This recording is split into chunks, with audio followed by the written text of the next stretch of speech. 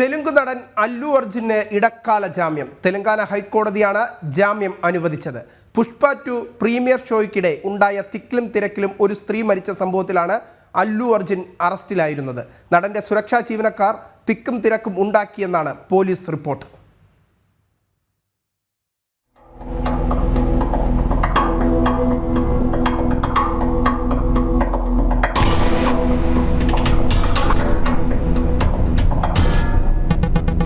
ഇന്ന് രാവിലെയാണ് ജൂബിലി ഹിൽസിലെ വീട്ടിലെത്തി പ്രമുഖ നടൻ അല്ലു അർജുനെ പോലീസ് അറസ്റ്റ് ചെയ്തത്.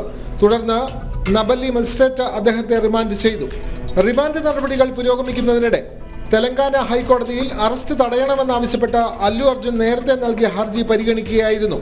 അറസ്റ്റ് നടപ്പായ സാഹചര്യത്തിൽ ജാമ്യം സംബന്ധിച്ച വിഷയമാണ് പിന്നീട് പരിശോധിച്ചത്. മനഃപൂർവ്വമല്ലാത്ത നരഹത്യാ കുറ്റമാണ് അല്ലു അർജുനെതിരെ ആരോപിച്ചിരുന്നത്. എന്നാൽ മനഃപൂർവ്വമല്ലാത്ത നരഹത്യാ കുറ്റം നിലനിൽക്കുമോ എന്ന് ഹൈക്കോടതി സംശയം പ്രകടിപ്പിച്ചു. സിനിമാ താരമായതിനാൽ പൊതുപരിപാടികളിൽ പോകാൻ പാടില്ലെന്ന് വിലക്കാനുമാവില്ല.